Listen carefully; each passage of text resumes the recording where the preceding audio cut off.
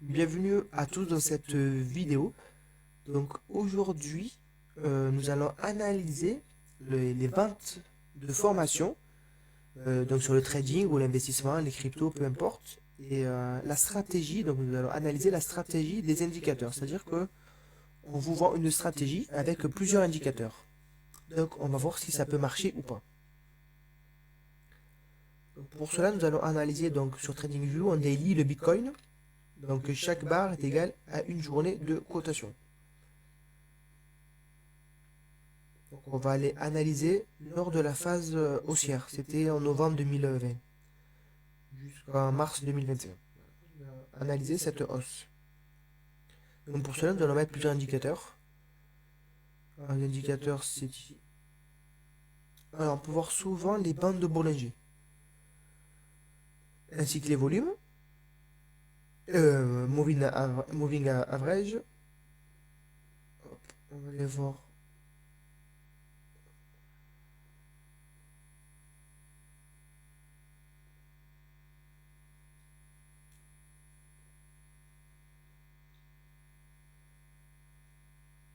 Ah oui, les Shimoku. Voilà. Donc on vous vend des formations et on vous dit voilà, le secret, c'est de mettre en place plusieurs indicateurs. Vous suivez ces indicateurs et vous serez gagnant. Alors moi, je peux vous dire que j'ai 7 ans d'expérience sur les marchés financiers et je peux vous dire que les indicateurs ne font qu'embrouiller l'esprit. C'est-à-dire qu'on n'est même plus concentré sur le prix en lui-même, on est plus concentré sur les chandeliers japonais, parce que les chandeliers japonais nous donnent beaucoup d'indications. On n'est plus concentré sur rien du tout. On regarde que ces moyennes, que ces indicateurs, pardon. Euh, ces indicateurs, en fait, ce sont des moyennes, des formules mathématiques, souvent des moyennes sur les précédents chandeliers japonais. On peut avoir la moyenne mobile à 9 périodes, à une même période.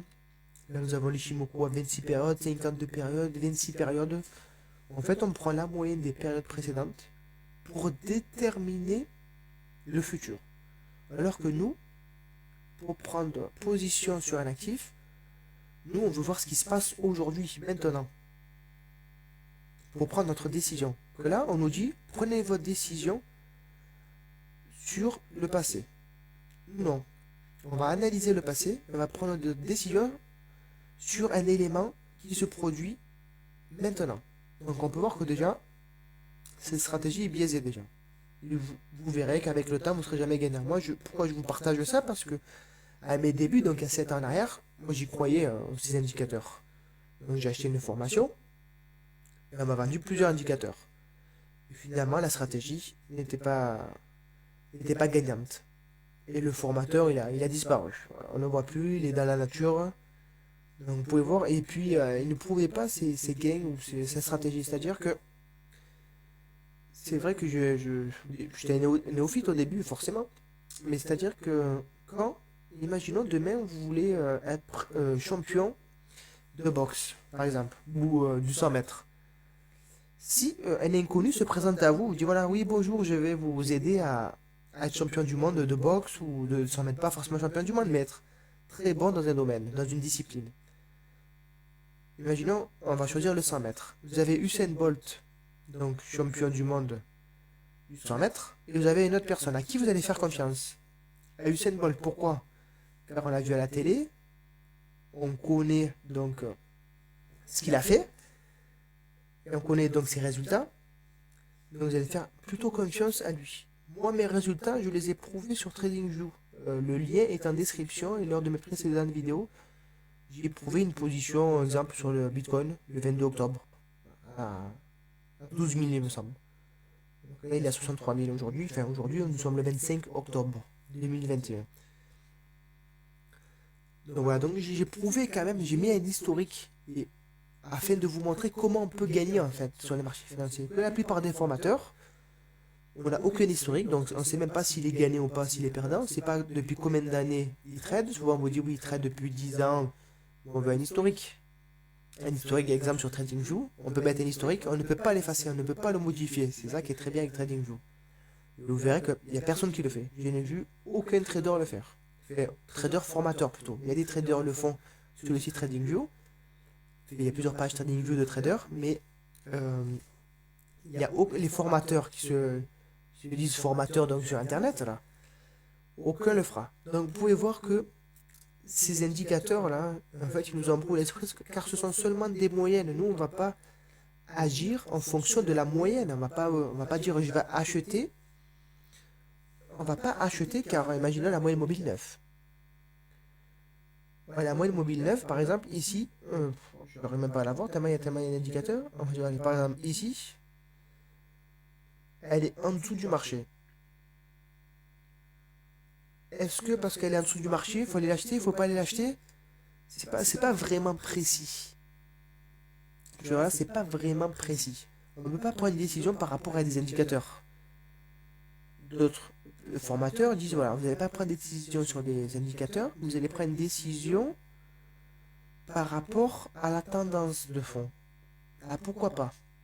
La tendance de fond, on peut la voir visuellement sans indicateur. D'ailleurs, on va lever tous ces indicateurs quand on ne voit plus rien. Nous, on va prendre notre décision seulement sur les éléments que nous avons.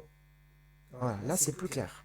Là, je peux voir rapidement d'un coup d'œil qu'ici, il y a eu beaucoup d'acheteurs. La barre, elle est énorme, la barre verte. Ici, donc elle est rouge, il y a très peu de vendeurs. Ici, il y a un peu plus d'acheteurs. Et là, il y a des acheteurs, des vendeurs, des acheteurs, des acheteurs. Là, on voit très clairement, là, il y a énormément de vendeurs. Là aussi, pareil, 4 journées de beaucoup de vendeurs.